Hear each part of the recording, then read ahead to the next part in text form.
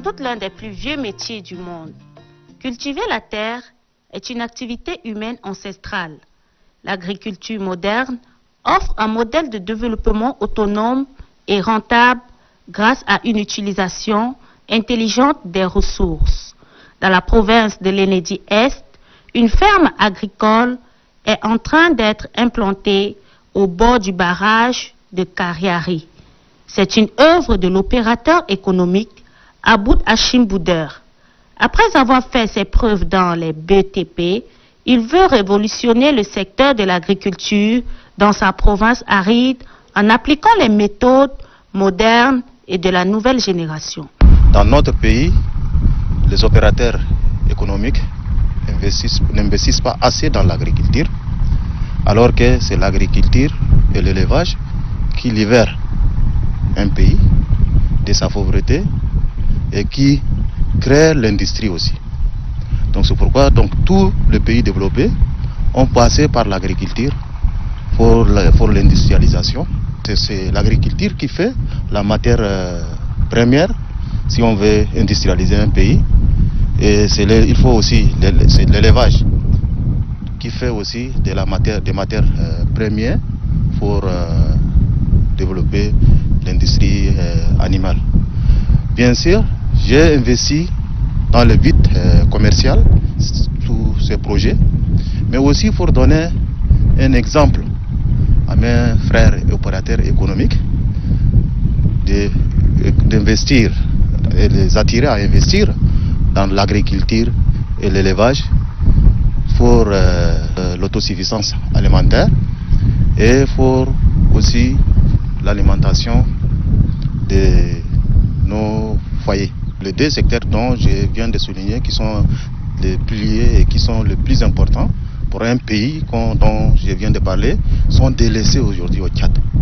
Donc l'agriculture est délaissée aux paysans, l'élevage est délaissé aux paysans, mais quand on fréquente les pays développés, l'agriculture ça n'appartient pas aux pauvres ni aux paysans. Il y a des paysans qui font l'agriculture, mais l'agriculture sous forme d'industrie, c'est fait par des opérateurs économiques. L'agriculture moderne est devenue son obsession. Le président directeur général du HBC est prêt à travailler potentiellement tous les jours de l'année, matin, midi et soir, qu'il vente ou qu'il pleuve, afin de mettre en valeur le barrage de Kariari. Ce barrage qui a été fait par son Excellence Monsieur le Président de la République, depuis ça fait déjà presque 20 ans, qui est presque un lac. Quand vous le voyez, c'est un lac à perte de vie. Donc d'après les estimations, ça fait presque 200 millions de mètres cubes d'eau qui est réservé et qui passe chaque année de manière inexploitée depuis presque 20 ans. Notre zone ici, c'est une zone où les gens ne sont pas beaucoup plus agriculteurs, ils sont beaucoup plus éleveurs. Et maintenant, je pense que ce n'est jamais trop tard, que je viens de comprendre. Donc je vais faire ma part. Et j'appelle aussi mes frères tchadiens, plus particulièrement ceux qui ont des moyens, il faut qu'ils fassent un tout petit peu chez nous. Avec une idée simple, importer des techniques qui s'appliquent par des agriculteurs en Europe, en Amérique et dans certains pays africains comme l'Égypte et le Soudan. Aujourd'hui, pour bâtir un Tchad fort, prospère et solidaire, l'opérateur économique n'a pas peur d'investir sur des grandes surfaces. On a 600 hectares et c'est des espaces qu'on avait, l'entreprise a acheté de manière morcelée par d'autres occupants. Et pour le moment, on a déjà 600 hectares qui sont subdivisés à faire plusieurs variétés de cultures, et plus particulièrement de la lizard, pour alimenter les animaux, comme on a une forte concentration concentration des animaux dans la zone. C'est un grand projet, il faut du paquet.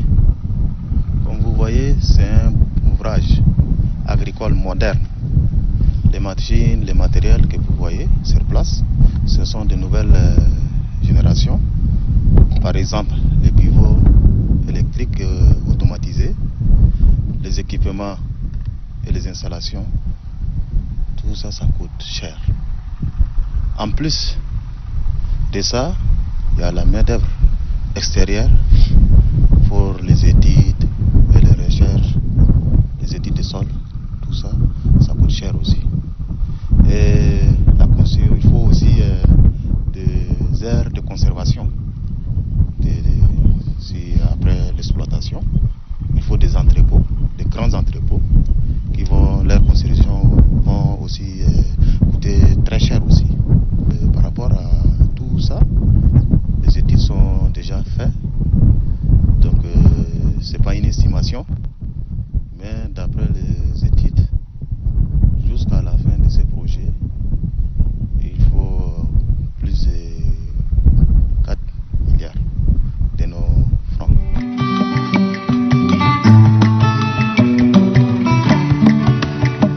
Pour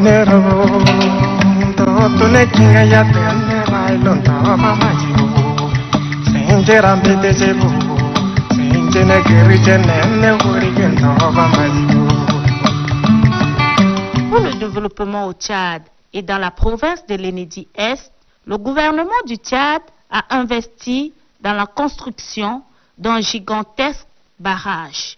Cette grande réalisation vise à aider à l'irrigation de la zone pour l'agriculture et pallier aux besoins en eau des réfugiés logés dans la localité.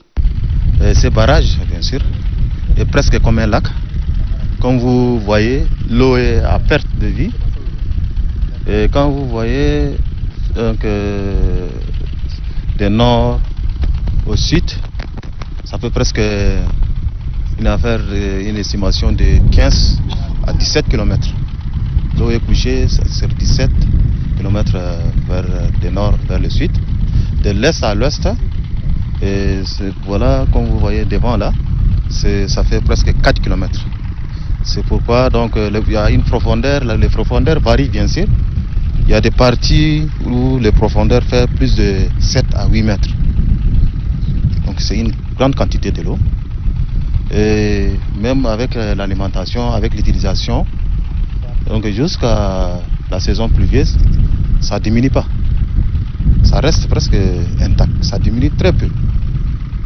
C'est pourquoi donc, ces bassins-là, c'est donc ici, là où nous sommes, on est presque dans les zones semi-désertiques.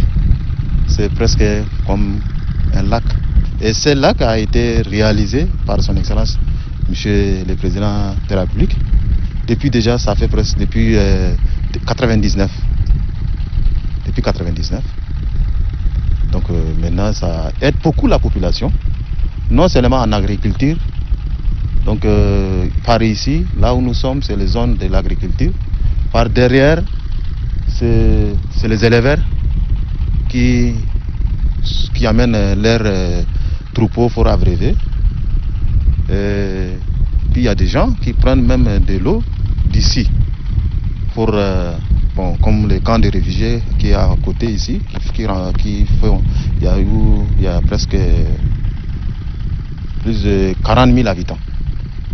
Les humanitaires prennent de l'eau à partir de ces lacs, ils traitent et ils donnent à ces camps de réfugiés aussi. Oui, bien sûr. Ces lacs, pour moi, c'est une merveille. En plein désert, ces barrages. Bon, je dis barrage, mais c'est presque un lac.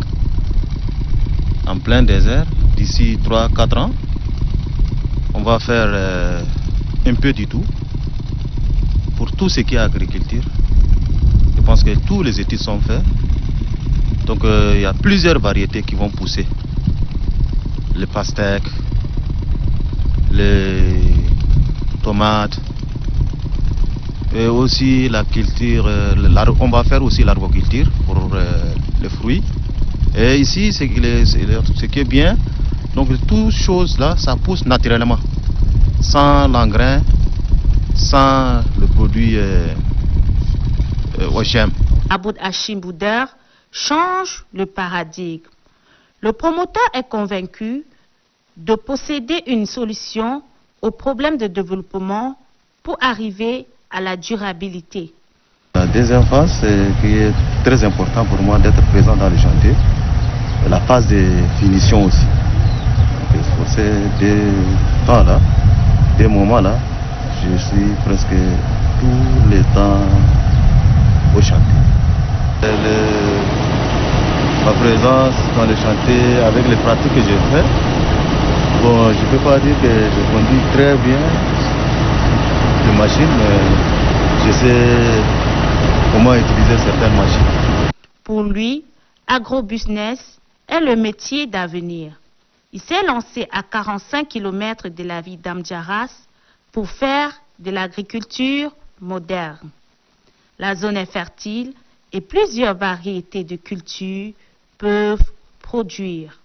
Il est prévu de faire plusieurs variétés de cultures, car d'après les études qui ont été faites, tout fait pousser naturellement ici. D'après nos différents experts qui ont passé, on avait eu à mener des Français qui ont fait le prélèvement des sols. Il y avait des Soudanais, on a amené aussi des Égyptiens. Tous les études ont été positifs. Le sol est extrêmement riche ici, avec la présence permanente de l'eau. Nous sommes sûrs de la réussite de ces projets. Sur le business plan, tous les produits périssables, on peut les envoyer dans les régions voisines. Et il y a des produits comme par exemple les arachides que vous voyez, c'est pas un produit périssable. On peut même les envoyer jusqu'à N'Djamena, à Béché et même les Soudans voisins. Avant, on amenait ces arachides là, du Soudan, mais on peut aussi donner au Soudan. Les fol moisseries,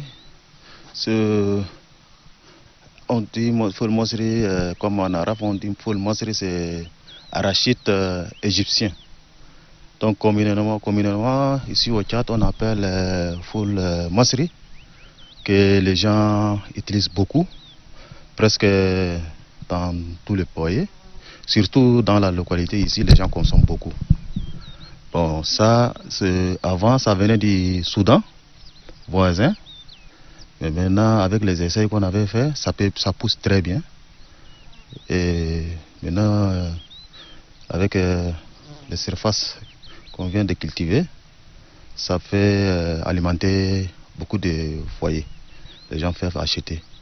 Et non seulement, donc comme ça vient du Soudan, avec les transports, les sacs de 50 kilos coûtaient très cher. Les sacs de full moisserie, c'est dans les 100 000, 80 000 francs. Maintenant, en semences, on achète au marché les sacs à 100 000 francs. Maintenant, comme avant, c'était les coûts de transport, les taxes, qui fait que c'est cher. Comme nous cultivons sur place, on compte avec cette production réduire les prix pour faciliter un peu aux habitants. Convaincu qu'il est sur le bon chemin pour le développement et l'industrialisation de l'économie tchadienne, rien ne se fait au hasard. Les plus grands travaux sont faits par des machines. Et les petits travaux, on a préféré confier aux femmes. Ici, dans la zone, il n'y a pas trop d'activités. Donc c'est une zone d'élevage, comme vous le savez, par excellence. Les hommes, ils font l'élevage. Et les femmes, elles font presque rien. C'est pourquoi maintenant on confie ces petits travaux. Il y a des travaux où on fait même faire avec des machines. On a préféré confier à ces femmes pour leur permettre de s'adapter à l'agriculture. Donc avec les petits travaux qu'elles font, elles sont en train de faire, ça leur apprend à travailler dans l'avenir, dans leur champ. Donc depuis l'année passée, quand on a commencé à employer ces femmes, maintenant il y en a qui font déjà leurs petits champs pour surtout les petites cultures maraîchères et autres. Donc je pense que la main d'œuvre là, bon, comme dans la politique des chefs de l'État, il faut employer les femmes pour leur autonomisation. Pour faire l'agriculture moderne, Aboud Hachim Bouder a une idée étonnante. Maximiser sur la culture pour la consommation de bétail pour la sous-région. Pour ça, il fait recours aux techniciens expatriés pour les études et les installations. ولكن للاسف طبعا ان هنا ما فيش قطع غيار في تشاد الفتات دي والمواتير دي والحاجه دي، فبنضطر ان احنا نجيبها من ليبيا او من مصر او من تركيا بقروش كتير وفلوس كتير، وبتيجي طيران، ما بتيجي كده، الحاجات دي بتيجي كلها طيران، فمكلفه جدا على صاحب المشروع ده، مكلفه جامد. الحاجه دي لو موجوده هنا في تشاد كانت توفر شويه، ولكن ده منها مش موجوده هنا، وهي موجوده في بره عندنا في مصر او في امريكا او في تركيا او في ليبيا، فبتكون بتيجي طيران، والطيران طبعا غالي مكلف جامد. Les installations aussi, on les fait à 100% avec la main d'œuvre extérieure. Et comme au Tchad, non seulement les pièces, on n'a pas encore de techniciens qui sont formés pour ces pivots. C'est pourquoi donc souvent pour avoir des techniciens, on fait appel à des Égyptiens, à des Libyens, et puis des Français, et voire même les études des sols, tout ça, je pense qu'on a fait avec un bureau français. Le professionnalisme des employés et la présence quotidienne du promoteur sur le terrain sont constatés tous les jours. Objectif, faire de l'agriculture innovante. Pour y parvenir, ce passionné de l'agriculture intensive a une idée géniale, l'utilisation des pivots automatisés. Le pivot est un équipement d'irrigation très important pour faire l'agriculture moderne.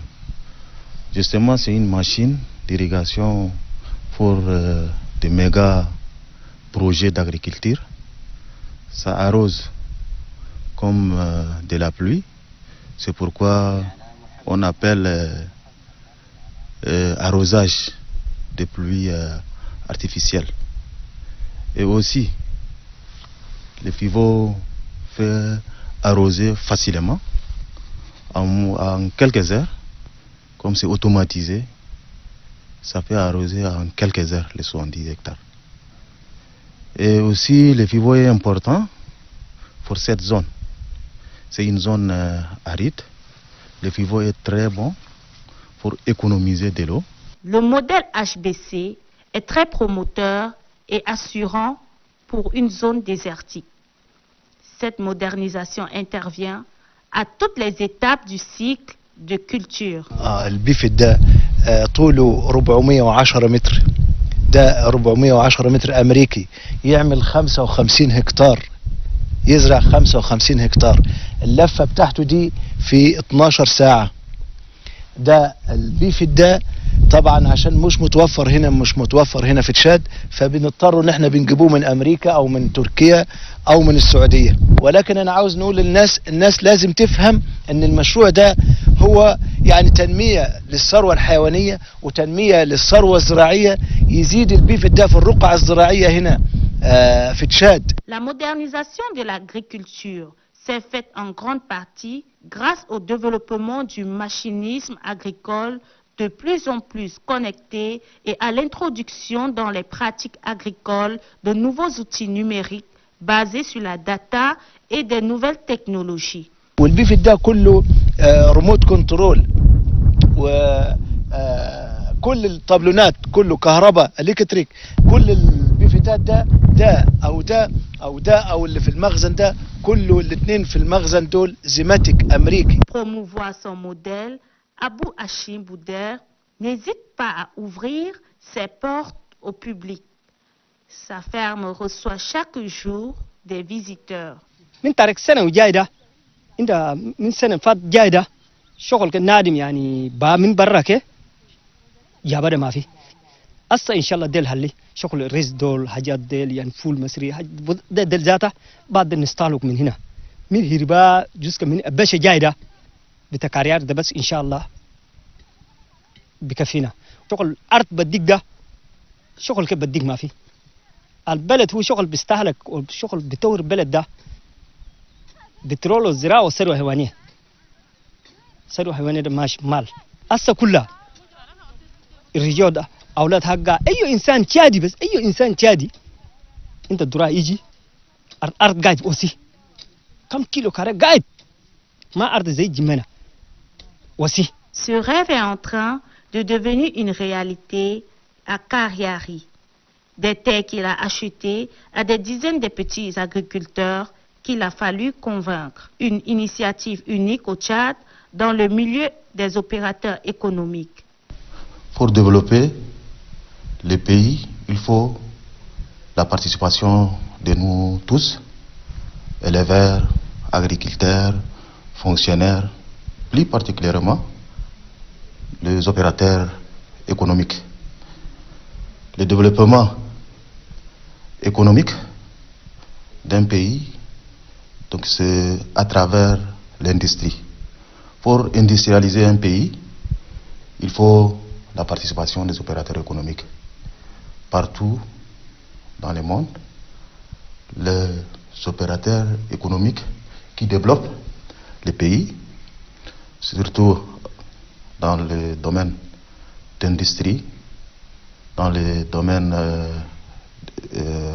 agroalimentaires, en citant l'exemple de l'élevage et agriculture.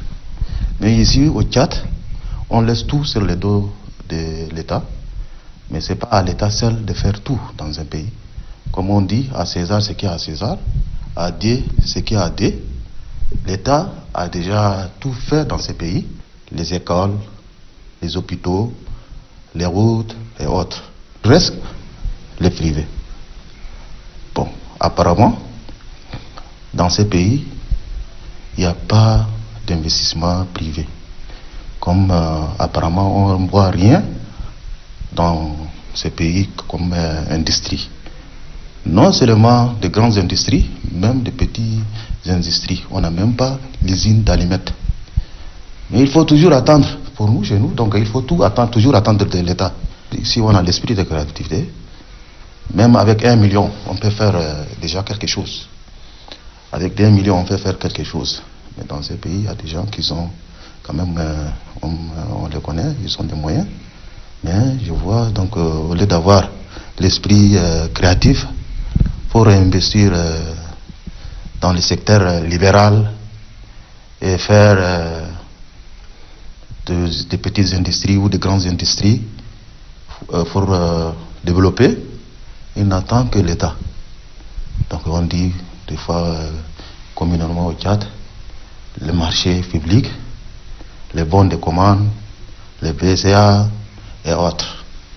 Maintenant, donc, si vraiment, donc pour moi, pour tout ça, il faut que je demande à cet effet-là à mes frères tchadiens d'investir dans l'industrie, dans petite industrie, mais on a aussi la capacité d'investir dans des grandes industries si nous réunissons nos petites capacités, en nous réunissant, en faisant des grandes entreprises.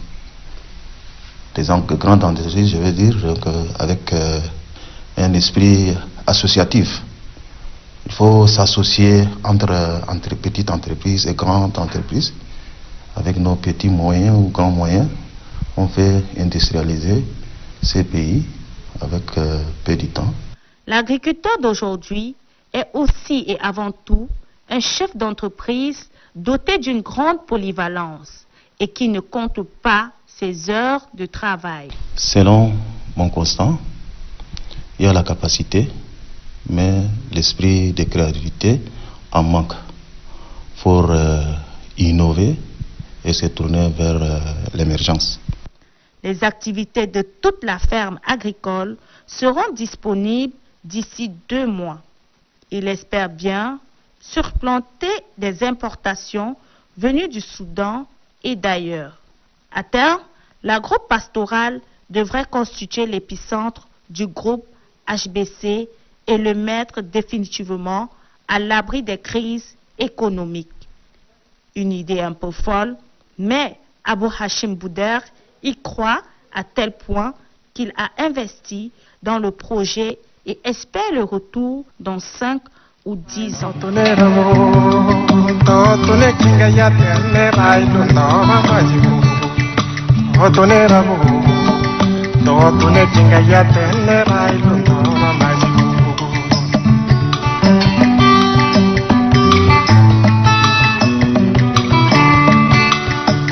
Toleramos